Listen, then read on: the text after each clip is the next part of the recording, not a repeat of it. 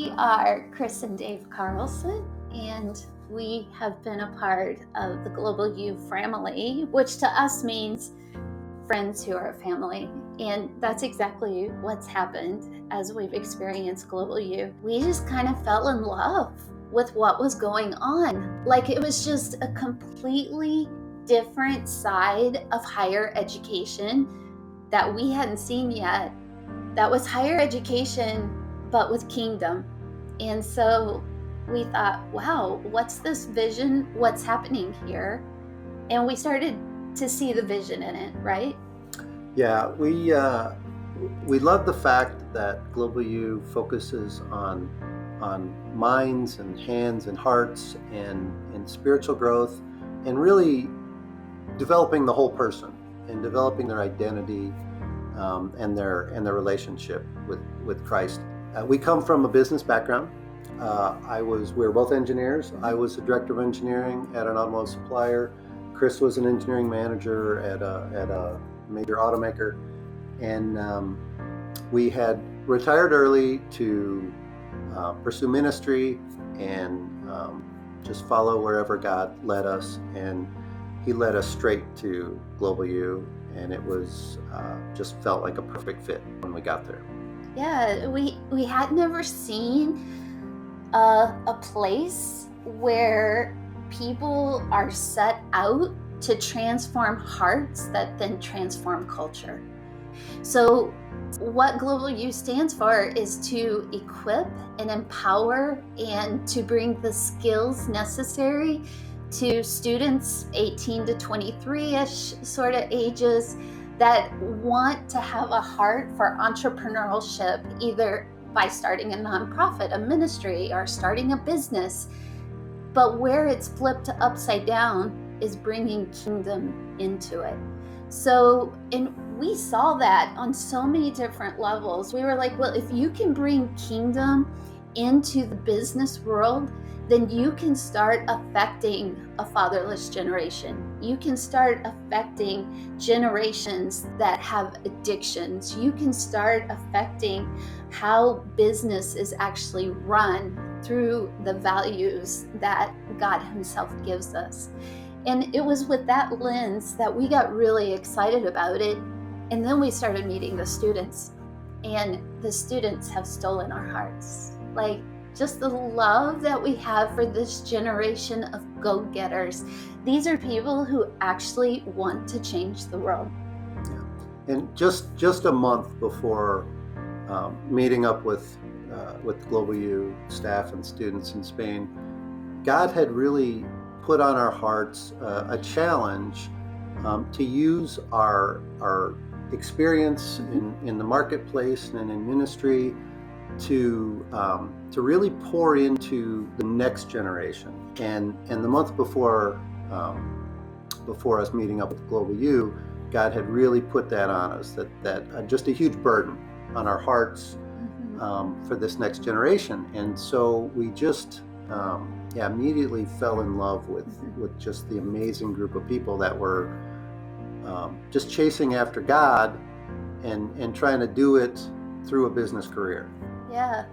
And it's interesting because we've had other friends of ours or whatever in our generation who will tell us, I don't have anything to offer the young generation. You know, I don't have anything to give. I'm highly unqualified, and we were as well, to come into the young generation and actually talk to them. And what we're finding is that we have a wealth to give the younger generation, and most of that purely just looks like time and heart.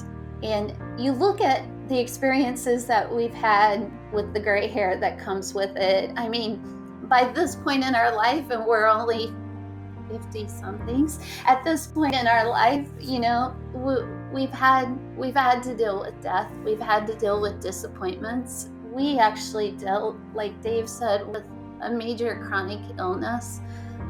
In 1997, I was 25 years old. We had life all figured out. We thought, 25, thought we knew everything. And just driving along one day, and all of a sudden, out of nowhere, I had this spike of pain just hit my left cheek, and I cry out to Dave. It hurt. It was the most excruciating pain I had ever felt. And I cried out to him. We thought that the pain came, it went, left with a migraine, went home, slept off the migraine. We thought that that would be it.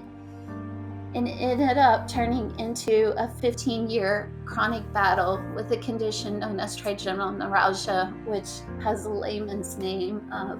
It's called the suicide disease. It took 7 years of being in and out of dozens of doctors to even get a diagnosis. And we finally got a diagnosis after 7 years, and we found out that it's a chronic, progressive, debilitating disease that is known as a suicide disease because it's known as the worst pain known to man. And so we set about trying to fix it, and there are some surgical fixes, and we went through years of brain surgeries, 4 different brain surgeries, a number of other procedures, and because it had gone so long being undiagnosed, none of them worked. Yeah. And so it taught us the hard way what it's like to be humbled by the body in sickness. It taught us what it's like to keep a marriage going through sickness, through a huge trial. It taught me who my man is. He is a man of God. He did everything for us for years. He would cook for us. He would clean for us. He would put me to bed. He would give me medicine. He would do everything. So it taught us what those vows actually mean in sickness and in health. And then eventually, I was 40 years old when I went to a women's small group. And when she was done, they offered that she would pray for anyone who needed prayer. And Chris, of course, decided it was time to leave and started heading for the door. So I headed her off and made her go up and get prayer. And when she gets up to this beautiful lady, Marlene Kleps, the first thing she says to Marlene is, "Look, nice to meet you, but I just want you to know I don't believe in this whole healing business." And this lady just says to her, "That's okay. I'll believe for both of us." One of the best things she could have ever said for me. And I told her I had trigeminal neuralgia, which nobody had ever really heard of. It was very rare, especially for somebody my age. And she knew what that was and said, "Oh, so you have this, that, and the other symptom." And then she asked to touch my face. So the trigeminal neuralgia is a pinched nerve at the brainstem. It elicits extreme pain in the face. My husband kissed me on this side of my face for 15 years. Nobody touched my face. And for some reason, I let her. So she touches my face, says the most simplest prayer, "God, open her heart to healing," which I knew I needed. And as she's praying, I'm feeling a little bit of heat in the back of my neck. And I think, oh, wow. In my mind, of course, your mind goes crazy, right? And that's what we talk about here in GlobalU, is the renewing of the mind. But in my mind, I'm thinking, oh, what a drama queen. Here I am at a healing meeting. Of course, I'm going to feel heat in the back of my neck. So I let her finish her prayer. I say, "Thank you very much. Thank you for coming." I look at Dave. I'm like, "We are out of here." I could not get out of the room fast enough. I was so weirded out by this expression of God that I had never been a part of before. And it was during that time I was sitting just outside the room in this little bench, and as if somebody is sitting right next to me, I hear the words, "Shut up. Just be still and let me do my work."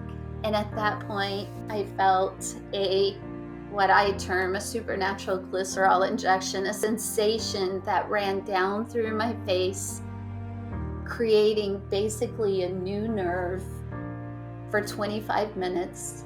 And after that 25 minutes, I was completely and wholly healed, and have been for the last 8 years. So for us, after healing, we looked at each other and we're like, what do we do now? Yeah, and we felt like God was telling us, well, I'll give you the ability if you give me your availability. Amazing. And we didn't know what that meant, but we thought we could be available. So I quit my job and we sold our house and all of our other stuff. And yeah, we've just been going wherever God sent us ever since. And he sends us to amazing adventures, just like this one with GlobalU. Yeah, what I love so much about the model of GlobalU is that they bring together not only these amazing students who are chasing after God, but they team them up with incredible mentors, business leaders, entrepreneurs, ministry leaders, professors. Yes. Every day there are just amazing people who have pursued God in all these different fields and all these different aspects of business and life, who are mentoring and teaching and coaching these students and helping to make their floor or their ceiling the floor for this next generation, so that they can go above and beyond anything that our generation has achieved. And we're finding anybody can do this. You can be a mentor. You can be a student. You can chase after God with your whole heart and literally change the culture to become a kingdom culture.